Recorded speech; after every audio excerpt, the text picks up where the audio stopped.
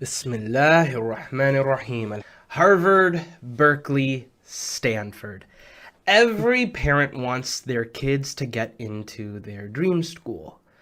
And for Muslim parents, we all know that they can be a little extra ambitious. I think you all know what I am talking about. But the question is there a way to do it by working smarter and not harder? Now, many of you know me. I'm Brother Amin from Noor Kids, and I myself went to school at Berkeley. My brother actually did his grad school at Harvard, and for us, we didn't know of any other path other than burning on both sides of the candles, putting our nose to the ground, burning out, and oh my goodness, I wish there was an easier way to do it. Enter Hamza Henshaw. Now, I had the treat of meeting Hamza earlier this year, and through my conversations with him and learning about an organization that he created called Five Before College, I recognized that Allahu Akbar, there is a smarter way.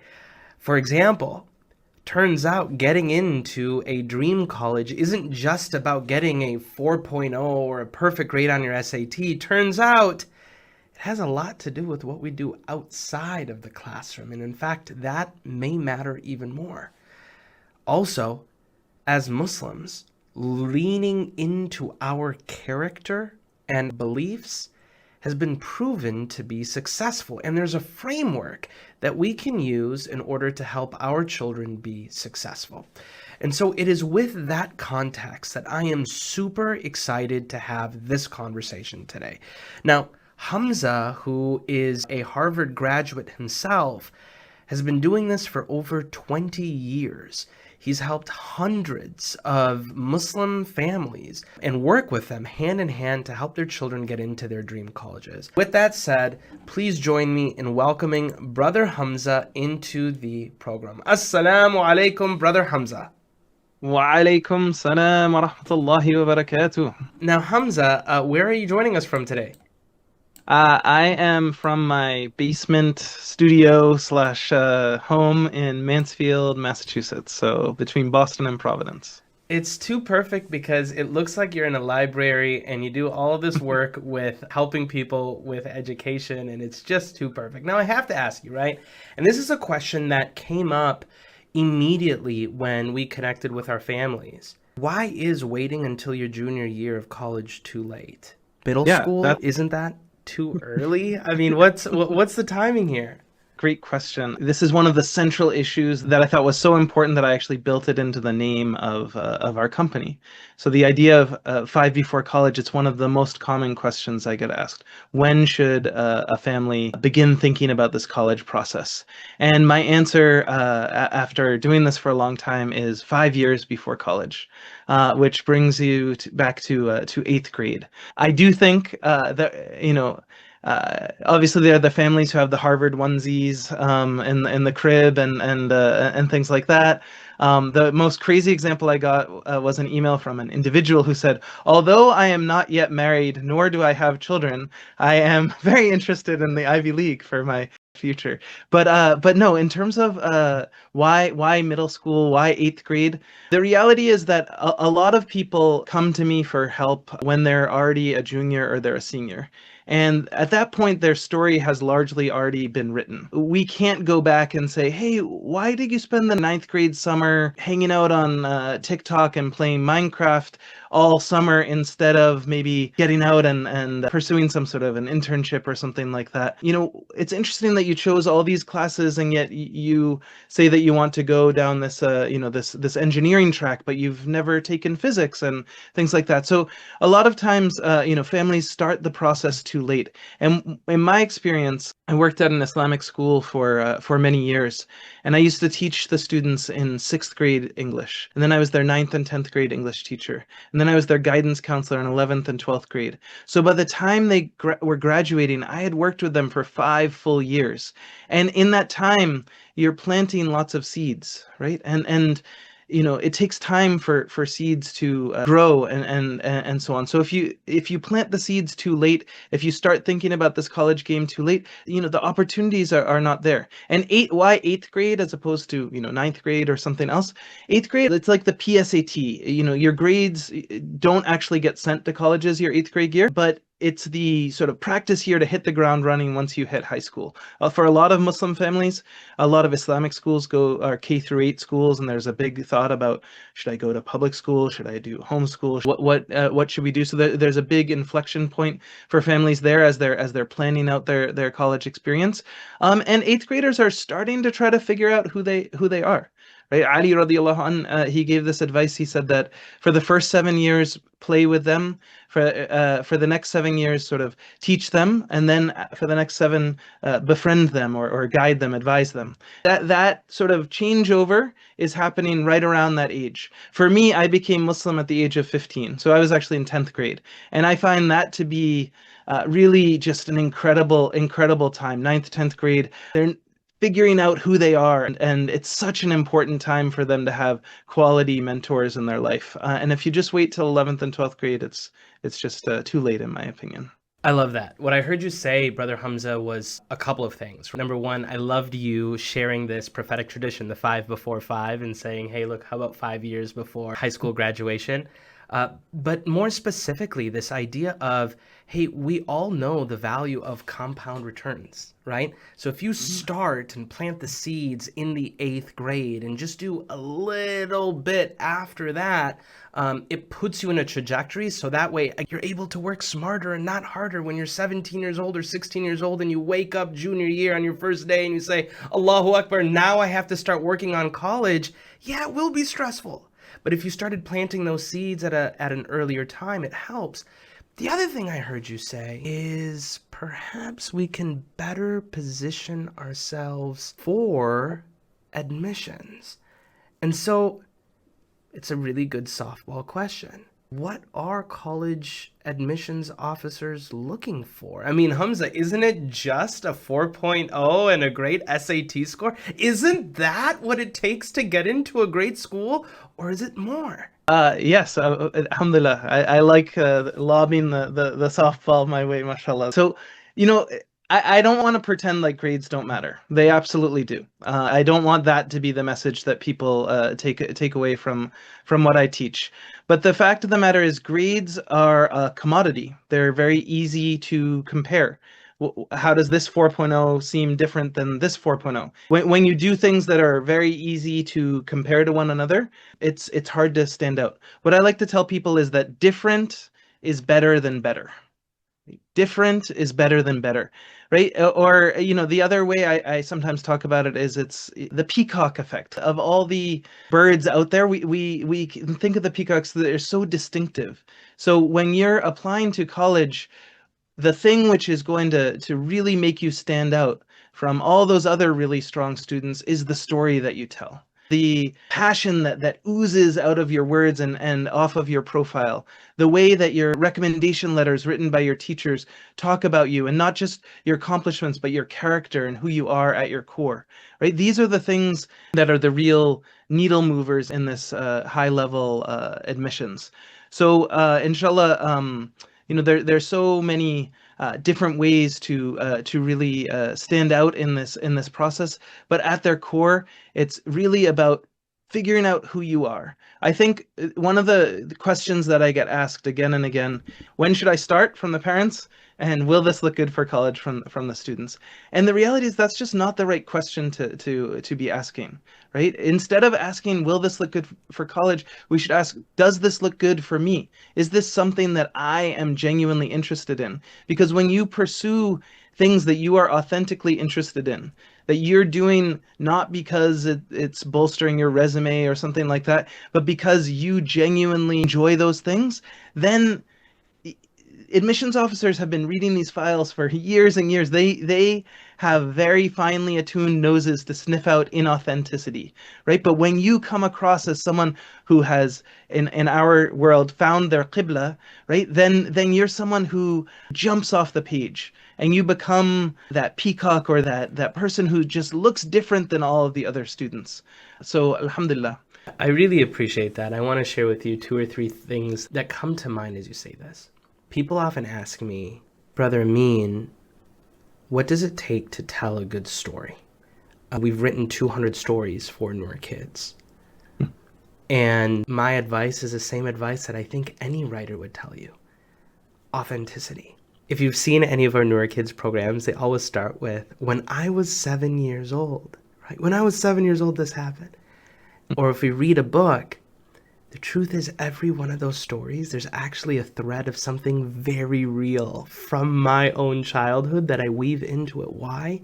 Well, because when you tell a story that's authentic, it gives life to the words and it jumps off the page. We as human beings connect with things that are authentic. And what I'm hearing you say is when someone is putting together their college application, in order for that application to really jump off the page, it needs to be authentic. And so, yes, grades do matter to some degree, and SAT scores matter to some degree. The one variable that we have a whole lot of control over is the authentic elements of it. Who am I? Why am I here? What am I hoping to do with this one precious life that I have, right? And I remember when I was going to Berkeley and applied there and Stanford and Harvard. For me, for example, it was Noor Kids. I actually started Noor Kids as a 20-something-year-old before I had children.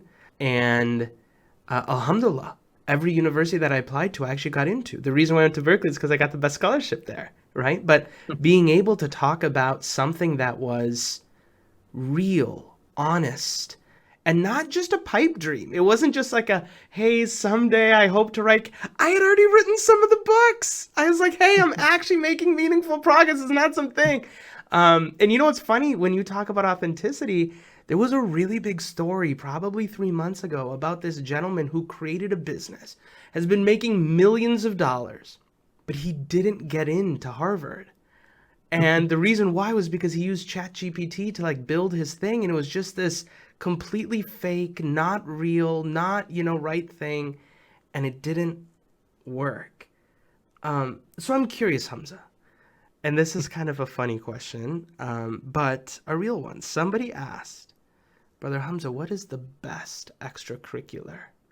Is there a best extracurricular, or is the answer no? You just got to be authentic. So, there are different types of extracurriculars, right? There are extracurriculars at school, things like Model UN, things like speech and debate, things like HOSA, DECA, all these types of competitions. All those are great, but again, they sort of fall into that commodities bucket. They've seen a lot of other students with those extracurriculars. And then obviously there are volunteer things that you can do outside of school, things that you can do at the masjid. There are internships and paid work that you can do. There's research, all of these things. But what I've found to be sort of the king of the extracurriculars is what we call the passion project, or specifically I call it the Saturday morning project. Most teenagers, the thing they like to do on Saturday morning is sleep, right? And so to give up your sleep, it has to be something that's really exciting to you. And the Saturday Morning Project is something is a project that's so aligned with who they are and what they're trying to do with their life that they're willing to wake up early and work on it. And so last night was the final class of our Find Your Qibla program, which is sort of the core way that we support our students and help them start building these college profiles. And the energy in that room was unbelievable. One of the students is launching Hoops and Dean. It's a Muslim basketball camp to teach basketball skills, but also in a way that strengthens love for the Deen. And the student has the idea. He's starting in Texas, but he wants to franchise it. He has this vision. He's in 8th grade. By the time he's a senior, that there's going to be a Hoops and Dean in every single city in the United States. There are people starting podcasts. One of the students, he's created something called the Cure Index. There's a hadith in which the Prophet ﷺ said that there is not a single disease except that Allah subhanahu wa ta'ala has created a cure. And he has faced hardship in his family, and people have had cancer and other diseases. And that hadith gives him this yaqeen that the cures are out there, and it's just up to us to find them. So he's reading lots of scientific literature and trying to put it into layman's terms so that everyone can benefit from it. And you can imagine when he's applying to school and he's telling that story about why he did this and the incredible knowledge that it would have gained by reading all the scientific journals in order to be able to explain them so easily, how that sort of profile is going to jump off the page in a way that the kid who is hanging his hat on his 4.0 and his 1500 SAT just isn't going to stand out in quite the same way. So I so strongly bold, underline, and italicize everything that Brother Hamza has just said. I don't have experience as a college guidance counselor, but as someone who's gone through the process, that was it. We homeschool as a family. One of the reasons why I homeschool is because I believe in the potential of young people, right? At 13 years old in the history of Islam, we have people who've led armies, right? Our young Muslims do have potential to do great things.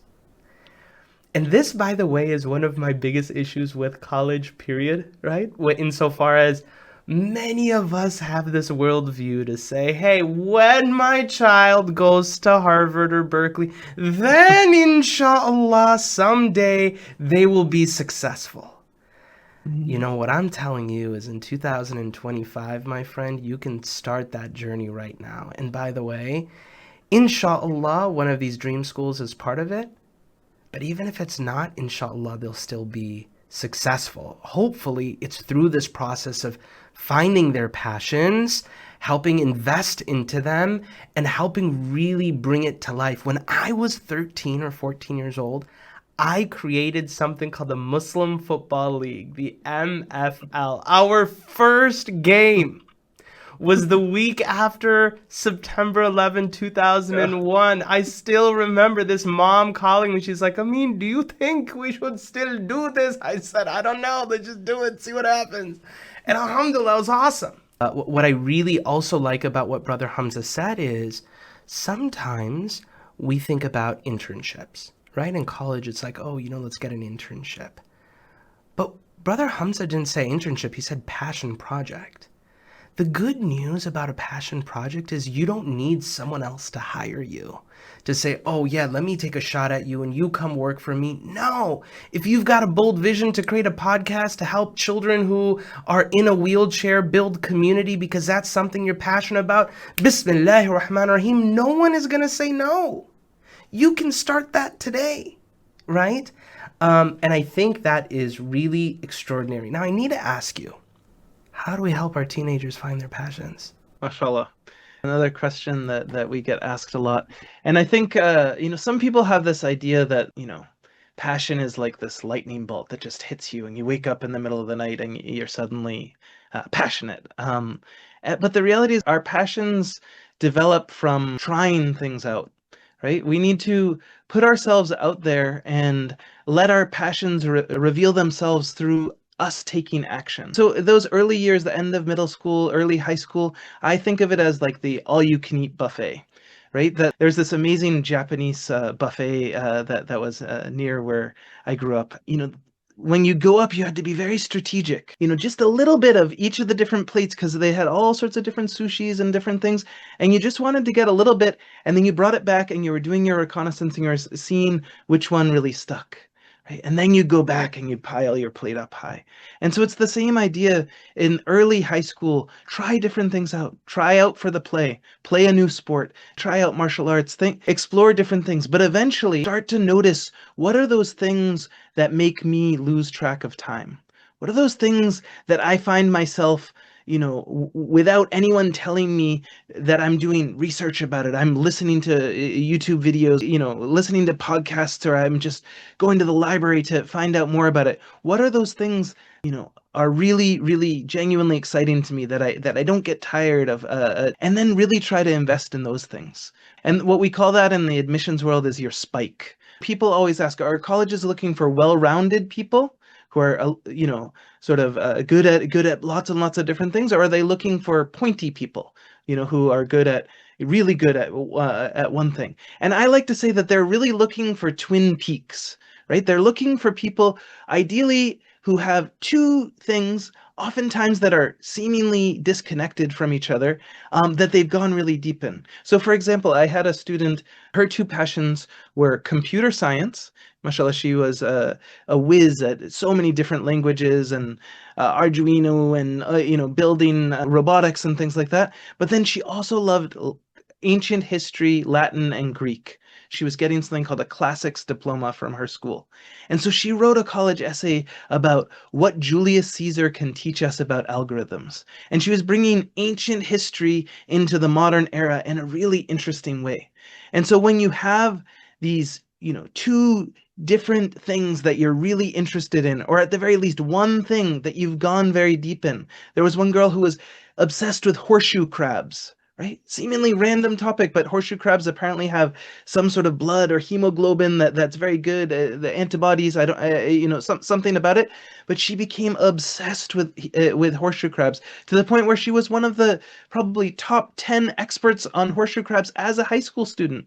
And during her college interview, conversation turned to horseshoe crabs, and she just lit up and blew the interviewer away with that. It could be skateboarding, it could be gardening, it could be so many different things. But whatever it is that you are genuinely drawn towards, right? Embrace your weird, embrace that thing which makes you different, and just go all in and celebrate it, inshallah.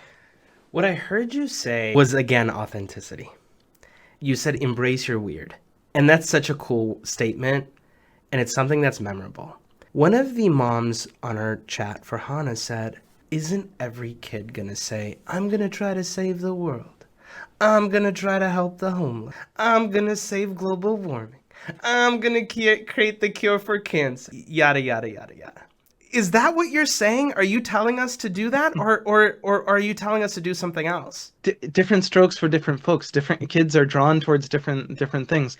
Last night, one of the girls, she has a project called Murals in Stone, which is about raising money for wildlife, but it's connected to her passion for art. So on the one hand, yes, she's trying to save the world, but she's doing it by going to her town and advocating for public art. But some of the best projects are not necessarily going after these big world issues. There's something that's genuinely interesting. When I hear someone say, I'm going to save the world, when I hear someone say, I'm going to help all the homeless people, that does stream super duper generic, right? Like if I'm reading that, I'm like, yes, every application, very similar. This is generic. But if I see a thread of authenticity, something real, where it is like, again, I think about my own application. This kid's trying to create a Dora the Explorer for Muslim kids. That's what my application was, right? And by the way, it wasn't just like, hey, I'm thinking about doing it, but actually I've created my first 3 books, and this is what a mom on Facebook said to me, and we are going to, inshallah, create an animated series, and somebody put it into Netflix, and we're going to bring together millions of Muslim families from across the world, and it's like actually baked. Mm-hmm. You can't tell me that's generic. Right? That's not like everyone else. That really is unique, and you also can't make that up, right? Like that's real. So what I'm hearing you say is, if you truly find something that is a passion project, it's automatically the definition of something that's not generic. Mm-hmm. Let's double click on this passion project thing, right? Because okay, I think with GPA, we all get it. Like, okay, it's a standardized score. The school's going to care about it, right? SAT, I get it. Why would a college admissions person care about a passion project? Like what about a passion project is so evocative and exciting? It's about story, right? On average, you have about 5 to 7, maybe 10 minutes with the admissions officer who's reading your file. But in general, you have about 5 to 7 minutes to take those 5 years before college and put them together. Most people have very generic sounding essays. Their essays just blend in with everyone else. And the passion project is something that can, jump off the page, right? That when I had a student who her passion was about gardening. And so she lives in Michigan. Her vision is to buy a block. There's a lot of sort of urban blight and places where there are whole city blocks that are not built on. She wants to raise money, and it's actually not that much money. It was like $5,000 or something like that, to buy a city block and then transform it into what she calls a prophetic vegetable garden. Right? Where she grows plants, fruits, and vegetables that are mentioned in the Quran, and then she sells them at a farmer's market and raises money for charities in Philistine and things like this. Right? You can imagine when the admissions officer, 1 o'clock in the morning, they're on their 48th application that they're getting through, and suddenly the prophetic vegetable garden comes across your screen, and you just light up because you've never heard this before. This isn't the sports injury essay. This isn't the pet death injury. This essay. This is something that they've never heard before, and that has that authenticity. I think the other thing that I would say here is to not think of college as the finish line. The ceremony that happens at the end of college is called commencement, and commencement means the beginning, right? So what I think the mistake is that we put colleges on a pedestal, and we're contorting ourselves into a pretzel to try to make ourselves look good for college. But what we should instead do is look beyond college, right? What we do in Find Your Qibla, it's an 8-week course that has sort of two halves, right? The first half is really about helping students clarify their mission, find their why, find the GPS coordinates of their dreams. And that takes a lot of deep introspection and asking them the sorts of questions that frankly teachers don't ask in school about who a student is at their core, right? And having them do that self-exploration. But then it's about translating that why and working backwards from that big vision of what does their ideal Tuesday look like when they're 30 years old. And then figuring out what's a project that we can do now. What's something that we can do now in high school to start building towards that.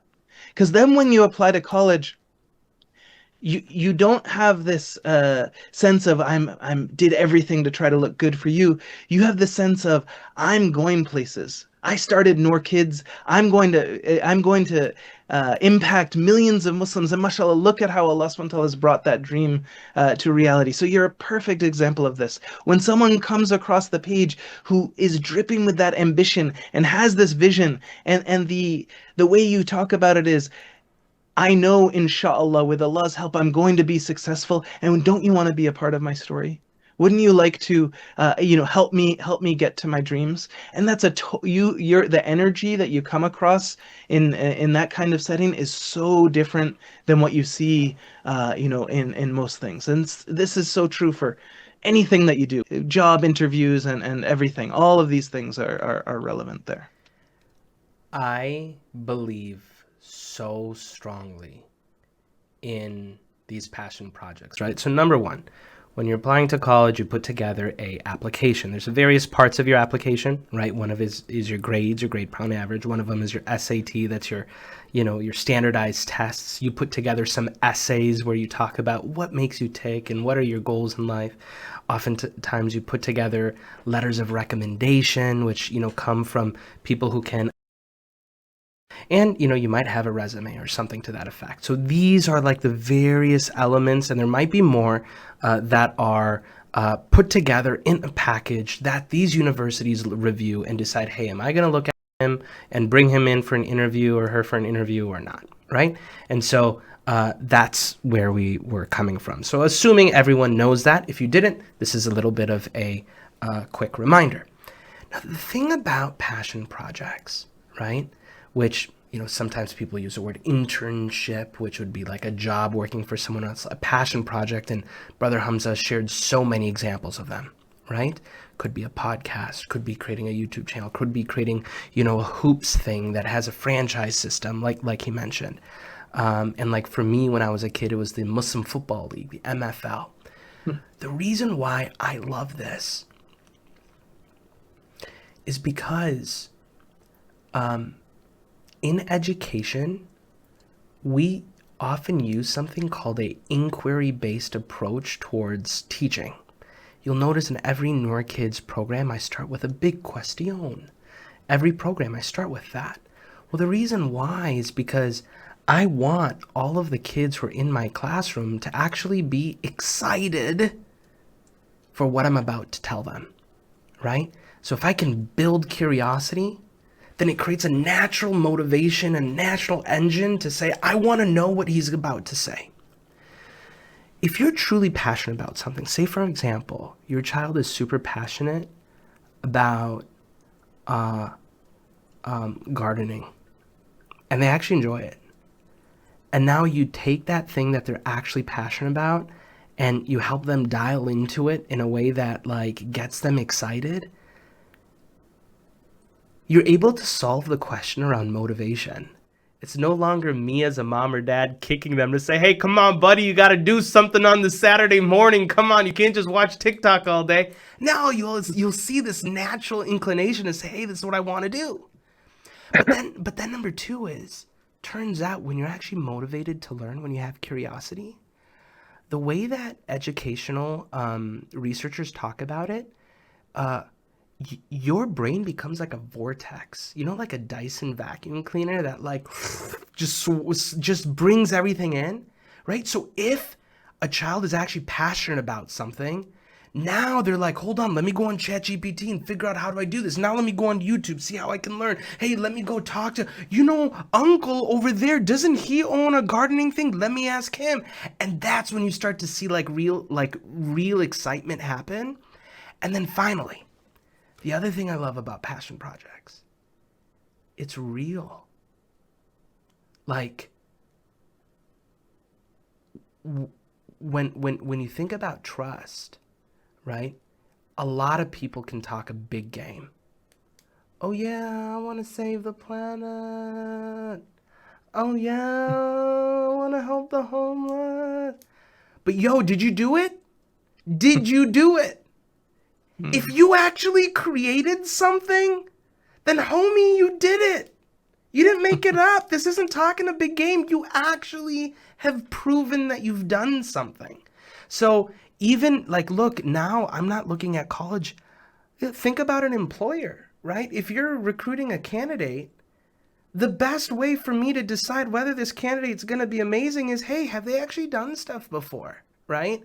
So anyways, I love the idea of a passion project. Now, man, I'm looking at the time, and man, I talk too much, and they're not here to listen to me. I don't even know. I'm not a college guy, but I'll listen to you all day. Oh man, if only my wife said things like that, man, Hamza. All right, so here's the question.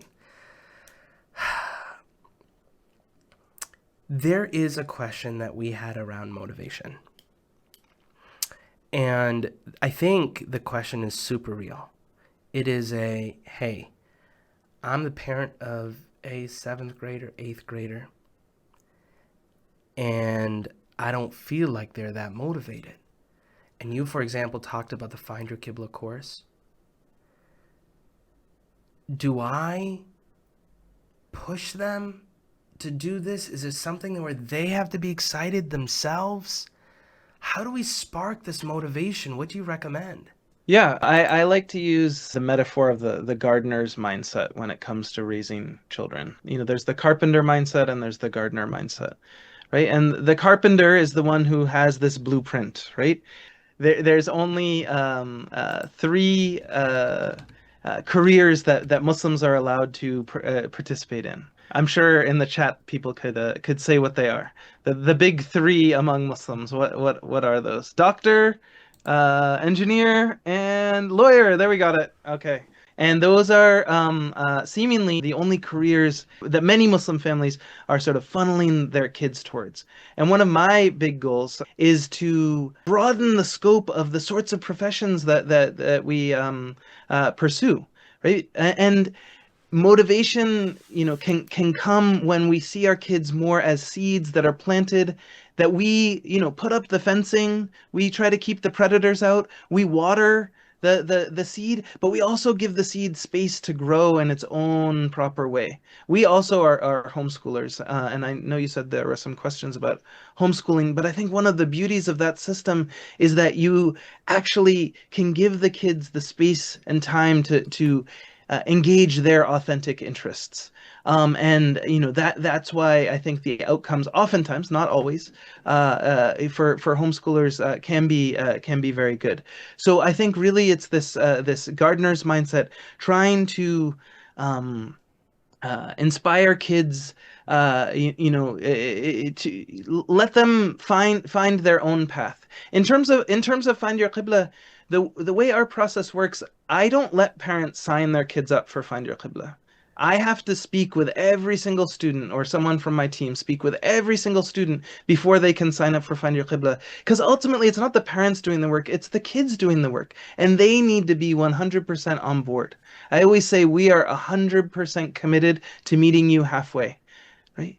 And usually, even if a kid comes in uh, thinking this is a waste of time or what's this all about, usually after actually having a really in-depth adult conversation with them about their purpose and their dreams and who they are at their core, the kids are very, very excited to continue and learn more and continue to get this kind of guidance, right? Because ultimately, this is what kids are looking for. They want people to take them seriously. They want to be listened to. That's what we all want, right? And so that's what we really try to provide. So motivation, it's difficult. I need a five before college. I feel like sometimes for my own children, they'll probably get mad at me. They're probably listening upstairs. But it would be great, and that's where someone like Brother Amin comes in, right? Because it's difficult when we're talking to our own children, right? Sometimes parents come to me and they say, Brother Hamza, I've been telling my son, I've been telling my daughter the same thing you just said for the last 5 years, and they finally listened when you said it. What is going on? Right? And this is the thing, this third party accountability, this mentorship from others. This can make a really big difference, inshallah. I love this. What I heard you say was two things. Number one was around passion, right? And like, hey, do I poke them and just tell them do something? What I heard you say was take a gardener's mindset where you plant a lot of seeds and you see, hey, look, where is that passion going to come from? And inshallah, once they find a spark of passion, then they're able to continue with that. And then number two, with Find Your Qibla, it is hey, the kids on their own sort of need to kind of be a little bit motivated, and you do an interview process, and having that sort of third person, right? That's not a mom or dad being there to coach makes a big difference. Leaning into being Muslim. This is something that you've talked to me about, and I've never really understood it. I'm like, really? Lean into being Muslim, and that is gonna help? Really? As I mentioned earlier, I became Muslim at 15. And I became Muslim at 15 because I was at a boarding school outside of Massachusetts. It's a school that my father went to. It's a school that my grandfather went to. It was like the Henshaw family tradition to go to this school.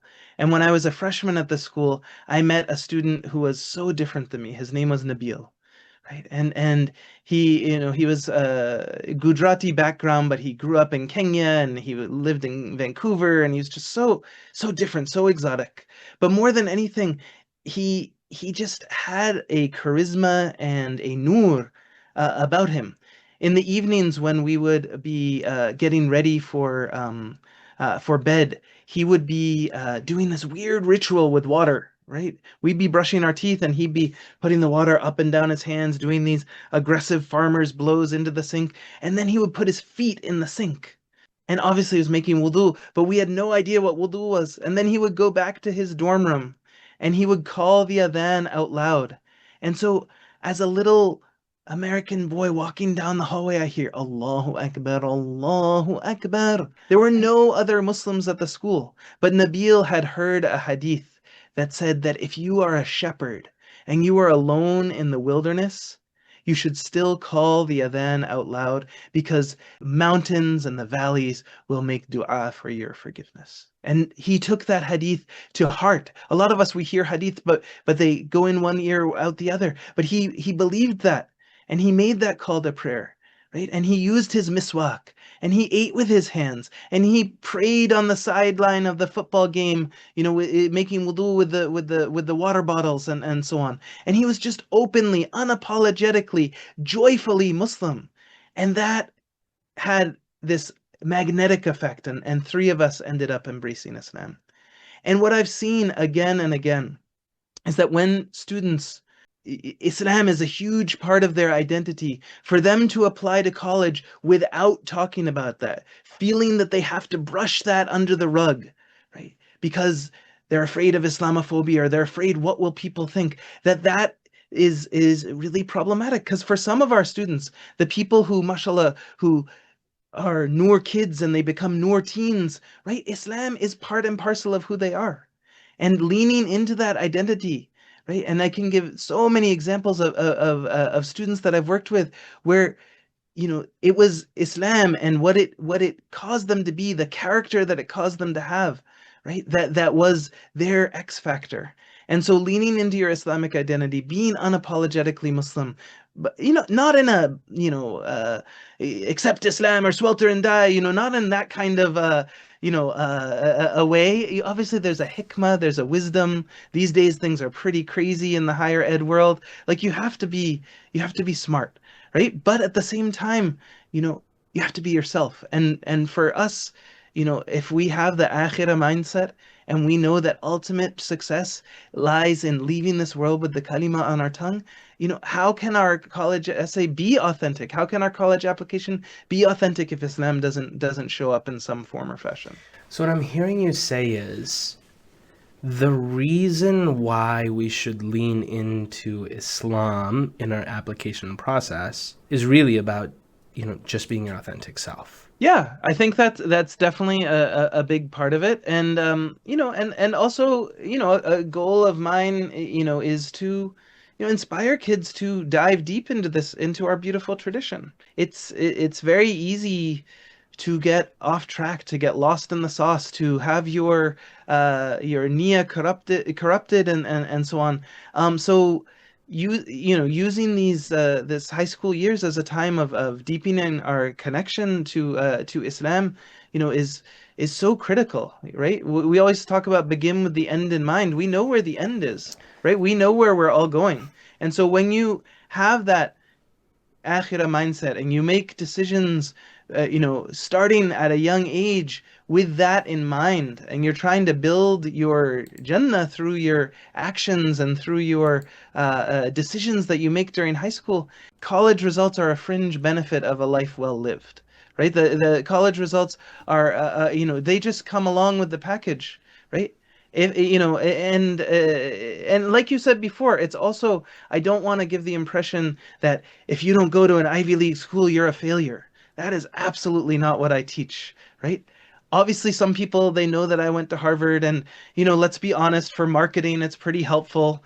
It's one of the ways we get people to come to some of our things, Berkeley and Harvard and so on. But in my personal opinion, right, it's really, even in college, it's all about helping the kid find out who they are and what they want to do. Some of the people have made the biggest impression on the world, right? It went to colleges that we've never heard of. Some of them didn't even go to college at all, right? So 100%. it's not just about the we have an elitist tendency within the Muslim world, and I understand it because I grew up in that environment as well. And and I do specialize in helping kids get into these top schools, but I never want a kid, where you go is not who you'll be. Subhanallah. Where Where you you go go is not is where not who you'll be. is not who you'll be. And as someone who went to Berkeley, who spent summer at Harvard, my brother went to Harvard Business School, I went to Berkeley Business School. I promise to you, to this day, I went to University of Minnesota for my undergraduate, but I was in honors.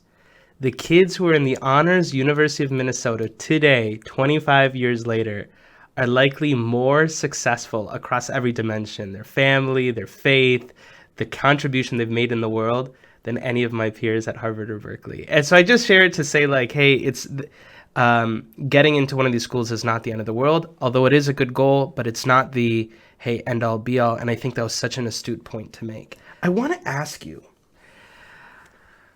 it's 2025, DEI, right? We're reading all these things, right?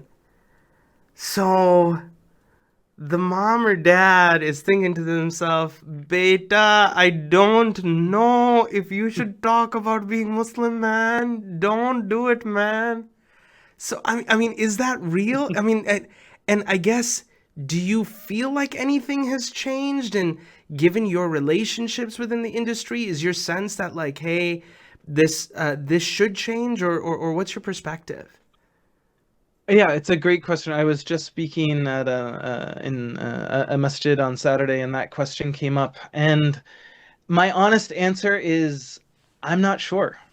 Right? The way the country feels right now is dramatically different than it's ever felt in my lifetime. And things that I read about on a daily basis are mind-blowing to me that they're happening in my country and heartbreaking.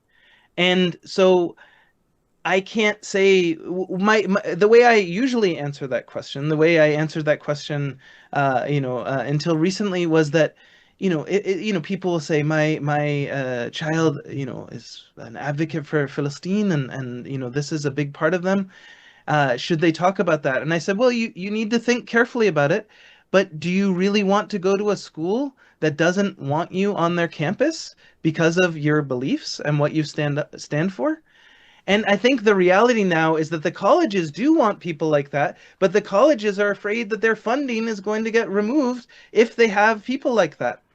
So there are not easy answers here. I think uh, we're in a very difficult time period. I think فَدْعُوا إِلَى سَبِيلِ رَبِّكَ بِالْحِكْمَةِ وَمَوْعِظَةٍ حَسَنَةٍ, right? Use hikmah, call towards the path of Allah subhanahu wa ta'ala with hikmah and with good character, right? And do your best to do that.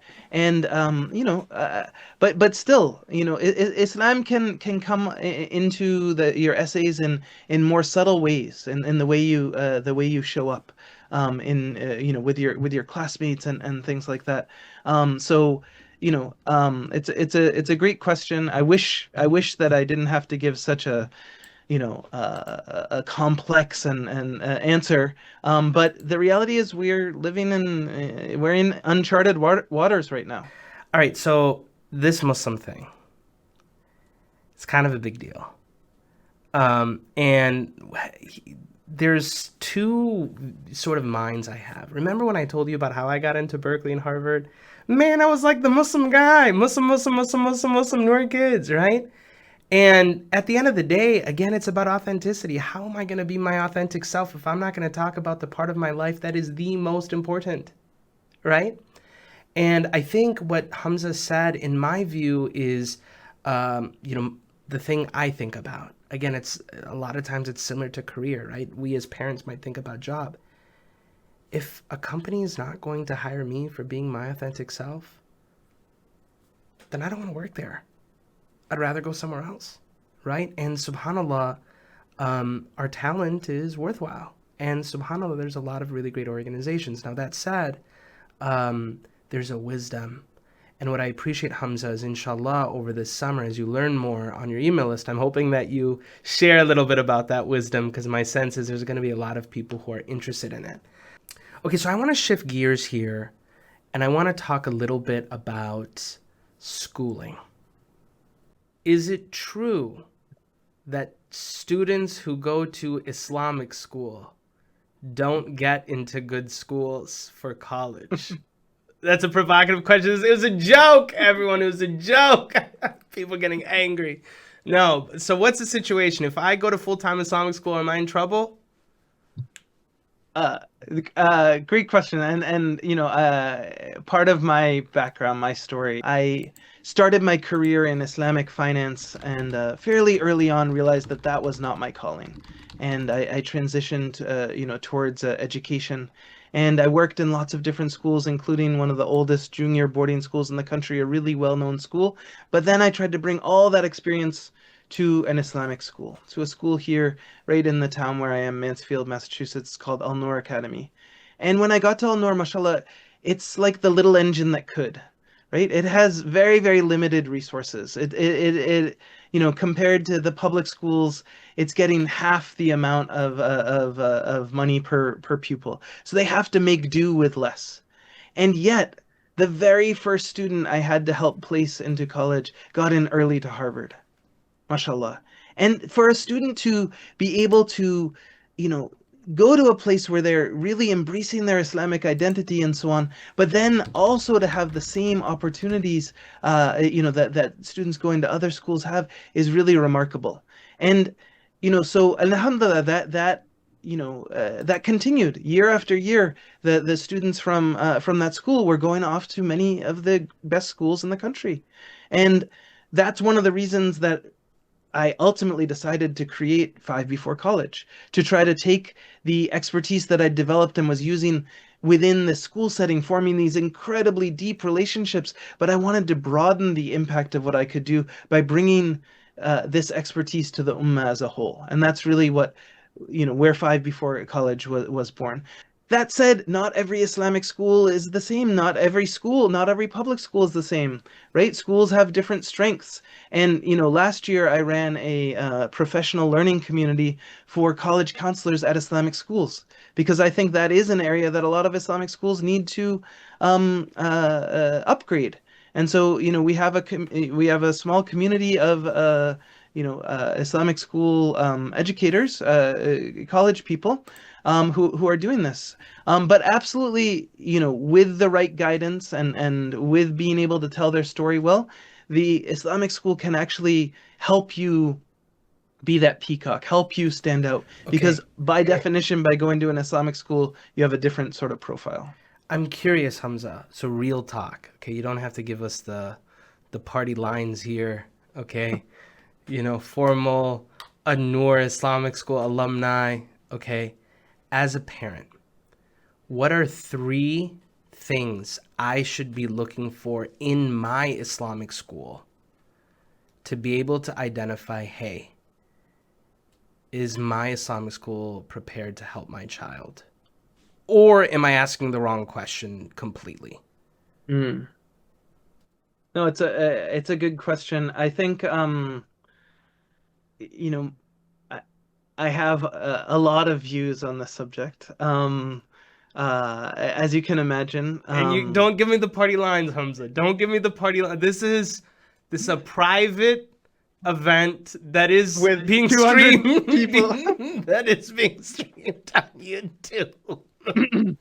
But what should we be like? Should the school have a guidance counselor? Like, should they have a I don't even know. Like, how do you know whether your school, and does it even matter? Because and I guess it's not even just an Islamic school. It could be a public school, right? Like, what are the hallmarks to be able to say, or does it even matter at all? Right. So I think college is one thing obviously that you'd evaluate when you're thinking of a school, and honestly, many schools don't have a guidance counselor. The principal often is the guidance counselor. Many of the people doing the PLC with me were the principal of their school or the assistant principal. You wear many, many hats at these schools, and you have to make do with less. I too wore many hats. I wasn't just the college counselor. I was also the head of the humanities department, assistant head of school, high school English teacher, sixth grade English teacher, right? So, you wear lots of different hats at these schools. I would look at past results, what is the culture of the school? Is this, you know, really emphasizes college. Before I got there, they emphasized college. They had good college results even before I got there. It was part of the culture. Where in Massachusetts, it's like, this is something we really value. So, you can look at that. But I think at Islamic schools, one of the main things to look at is the quality of the actual Islamic education, right? I think that the real distinguishing factor and the real secret to Al Noor's success had nothing to do with me, but it was that the religion teacher, who was also the principal, was a true like scholar of Islam. And the kids came away with a deep understanding and love and respect for the deen. And so when they were graduating, whether they went off to MIT or they went off to UMass Boston or wherever they went to, they were going as well-grounded Muslims who inshallah had the niyyah to be Muslim for life. And that is priceless, right? And that is also what I'm not confident that every Islamic school is providing, Subhanallah. right? If I'm totally honest. Name You names, know, Hamza. Which schools? No, I'm totally joking. I'm totally joking. All right, so Hamza. So we have gotten. This is the number one question. If a family decides to homeschool, Hamza, in your professional experience, does it provide any level of, are the likelihood of getting into colleges impacted at all, honestly? there's such a wide range of what homeschool looks like, right? Homeschool, there's the unschoolers, there's the homeschoolers who pretty much are, it's just an online program. There's people where, it's co-op based, homeschool is as far from a monolith as you can. What I would say is there is a way to do homeschool that has tremendous college results, right? Because we're talking about passion projects earlier, and a lot of parents, they do homeschooling so that they can allow their kids to experience the world. We do homeschooling, so we were able to spend Ramadan in Turkey. We were able to go for Umrah, in the middle of the school year, and spend 6 weeks in a Muslim country, and that has a big impact on the kids and how they are. I am able to run a small business with my son. We run something called Halal Jerky Boys, right? Because one of our passions is beef jerky, and we go to the gas station and you see the aisle after aisle of beef jerky, and you can't eat any of it, and it's so frustrating. And so we want to solve that, and it's a fun thing for me to do with my son. So yeah, homeschool is can be done in lots of different ways.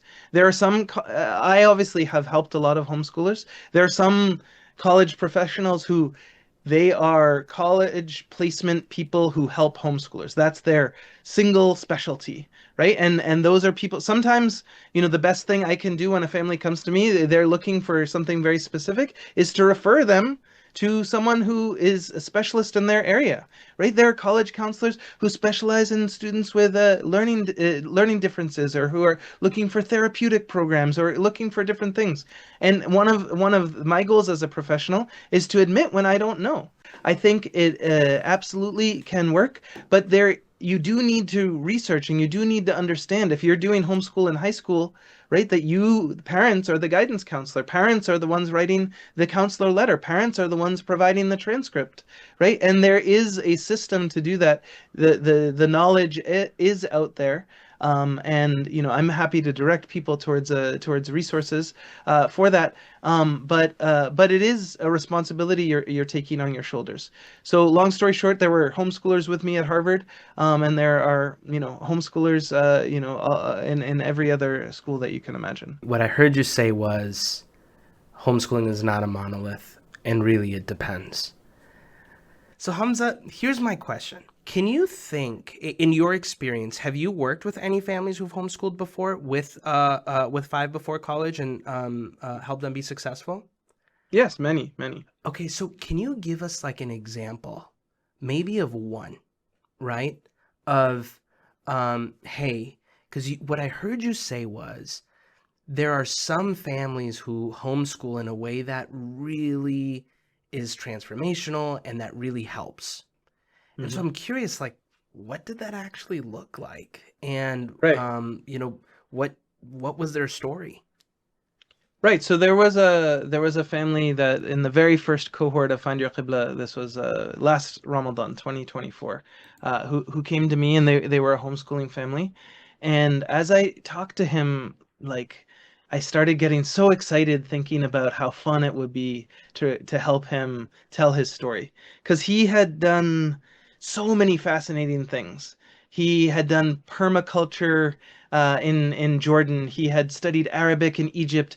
He had gone on this trek in the mountains of Turkey. He'd lived in all these different places, and his parents had curated these experiences where he was doing online schooling, so he was getting his degrees, but meanwhile he was having just incredible experiences. And when I talked to him, when I interviewed him, I was just like, whoa, am I talking to a teenager? Or am I talking to like, this wise man, right? Because all those experiences, he'd taken little bits from here and there and sort of had this incredibly unique profile and genuine wisdom born from that. Like one of the beauties of homeschooling is you're free at a time when everyone else is in their AP classes, right? Everyone else is, in school, and you have all this time, to explore some of those interests. Right? You can design a schedule that really works well for you, and it's not just the summers when you have a chance to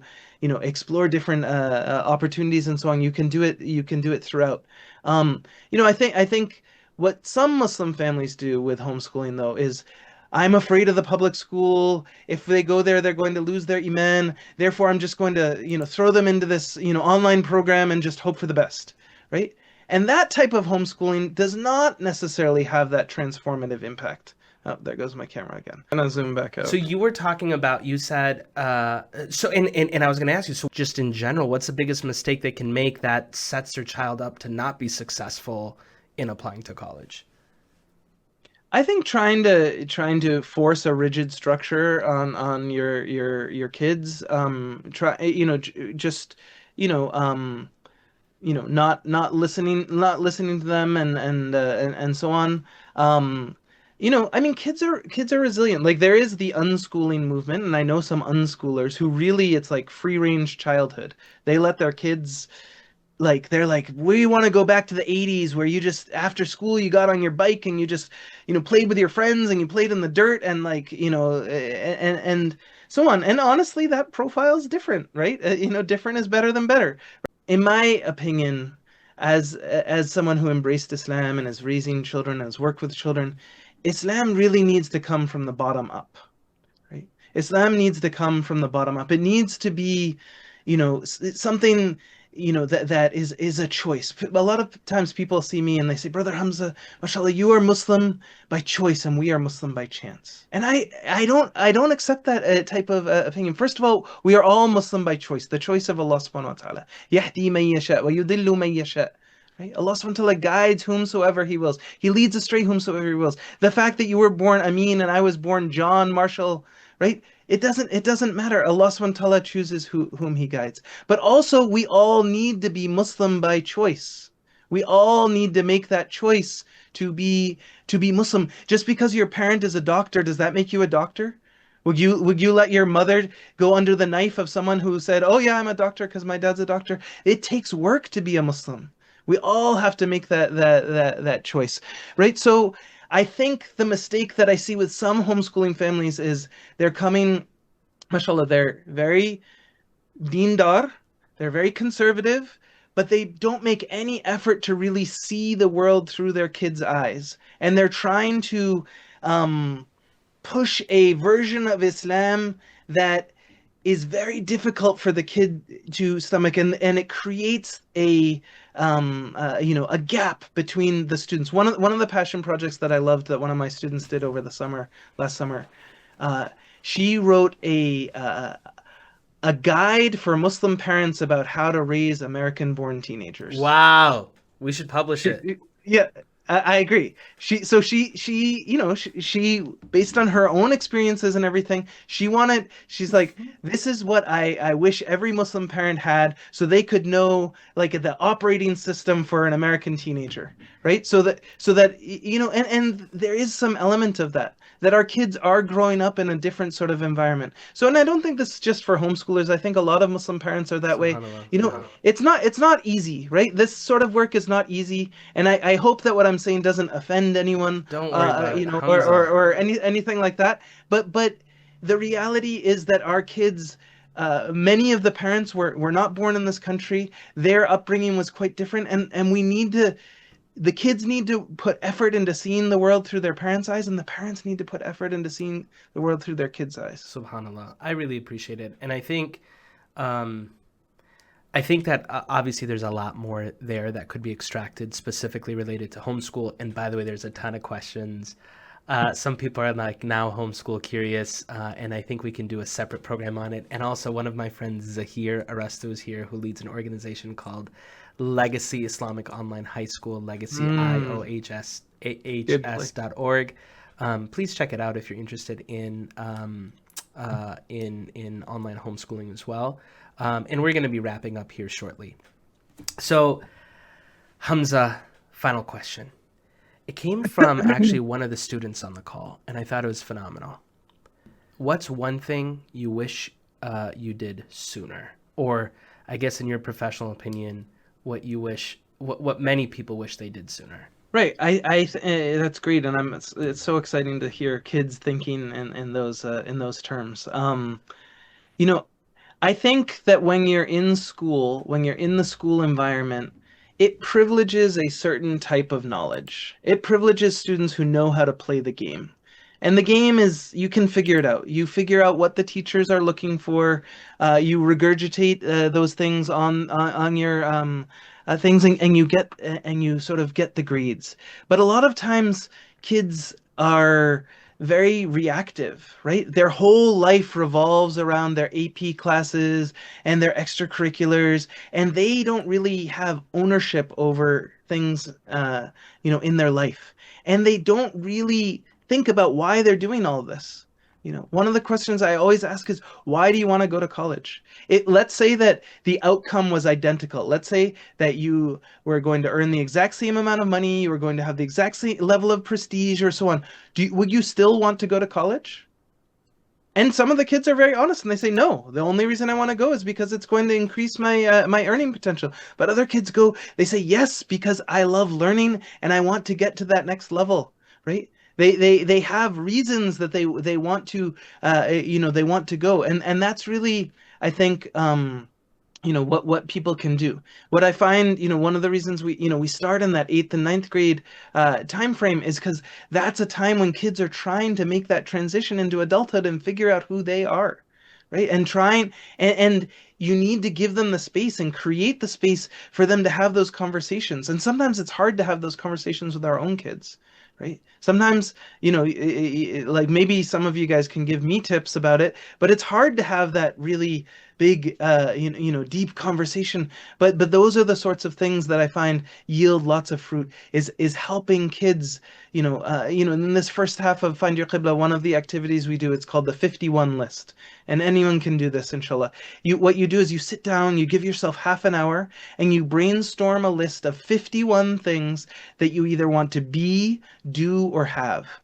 Okay. It's sort of like a bucket list for your future. 51 things you want to do. I want to go skydiving. I want to go for Hajj, right? I want to, have these experiences. Things you want to be. I want to be a Hafiz of Quran. I want to be a CEO. Things you want to have. I want to have, a Lamborghini. I want to have taqwa. I want to, it can be in lots of different ways. But usually the first 15, 20, they come out quickly, but then the kids have to stop and think, right? When I did this, I actually did a 101 list of the most liberating things because I realized I have so many dreams locked away inside of me. And so do all of these kids, right? But society doesn't really let the kids share those dreams. So I think, I know it might sound a little cheesy and generic, but like try to identify what those dreams are. Try to figure out what they are and then come up with a plan to actually actualize them. Hmm. I mean, and that's really what we try to do with these passion projects is, try to take something like you did with Noor Kids and change the world through your idea, right? This is Absolutely. this is how we can do it. And you don't need to wait. Don't wait for permission. It's better to seek forgiveness than permission. That's one of the things I love telling kids. Like, don't, you know, I think when I look back at my own childhood, I wish I'd had a mentor who helped me sort of stop being afraid of my own shadow, stop being afraid of my own voice, right? Stop being afraid to stand out, to embrace my weird, right?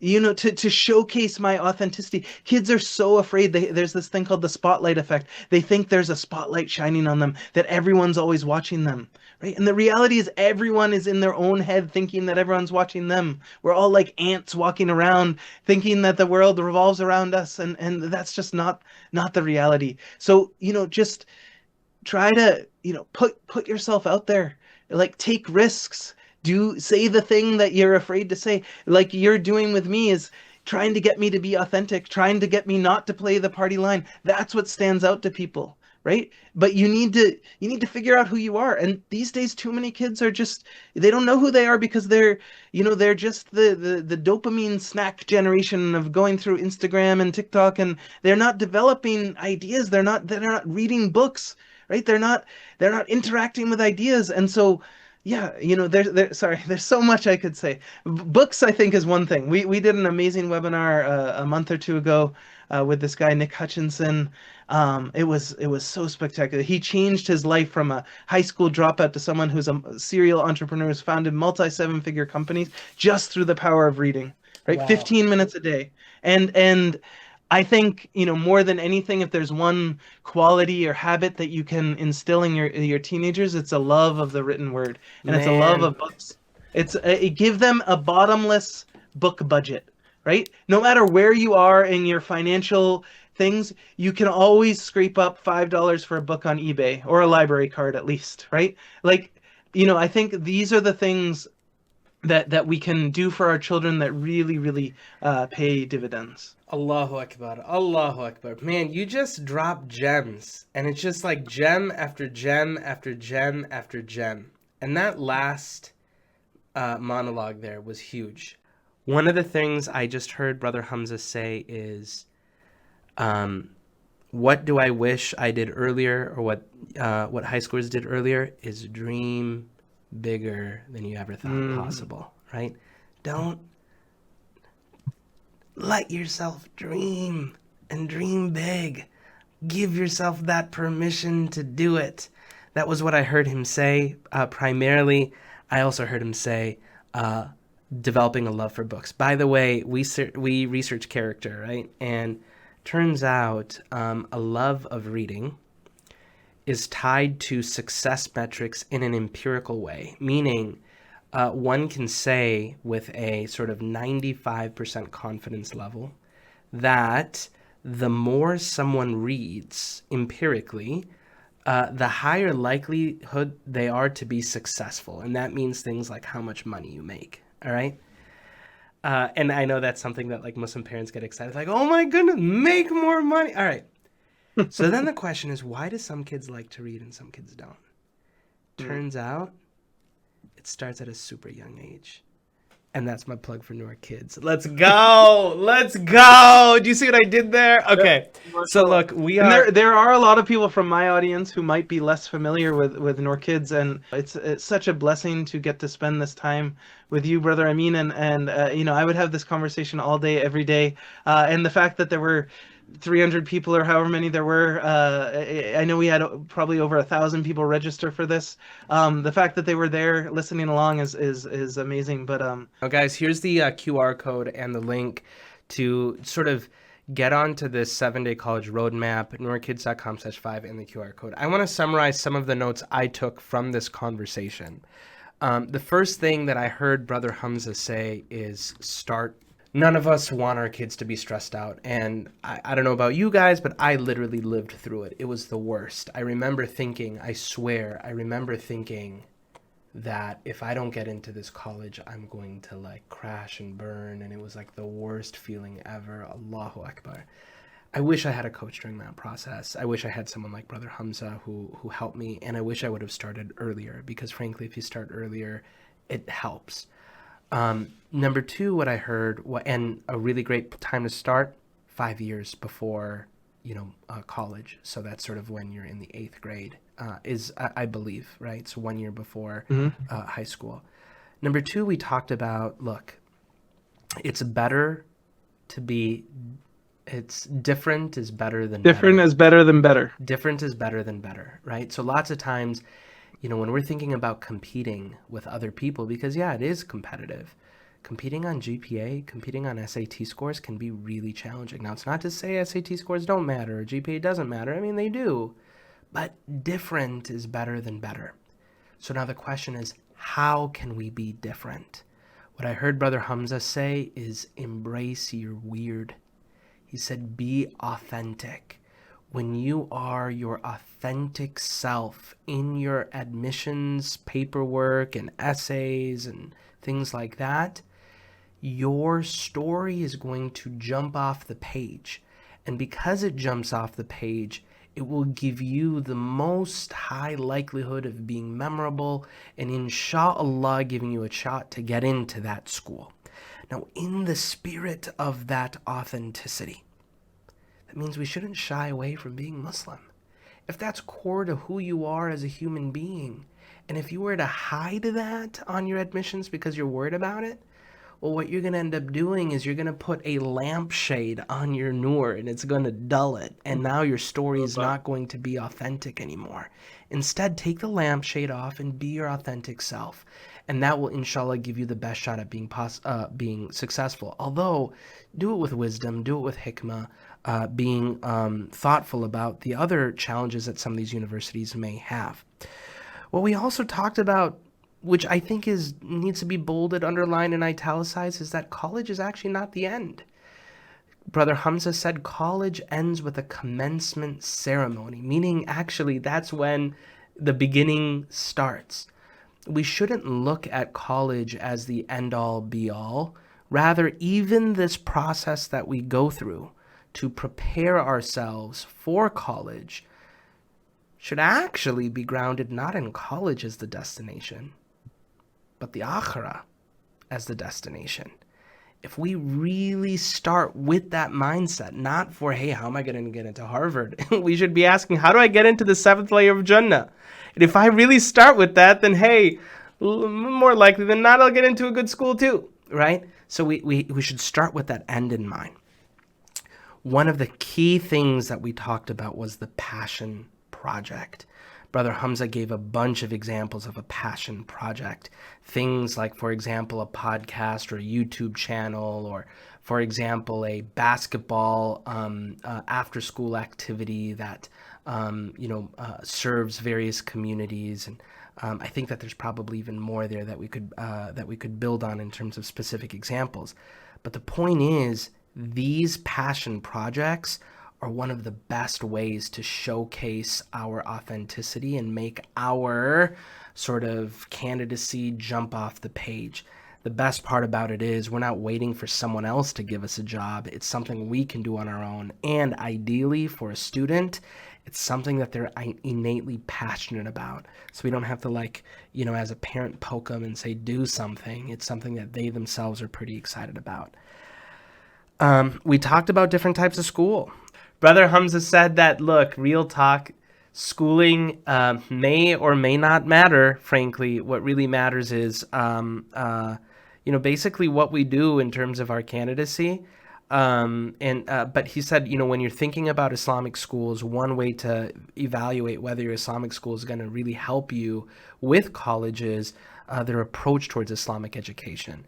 And specifically what I heard him say is a school that has a really robust Islamic education system that is integrated within their local community is something to look for.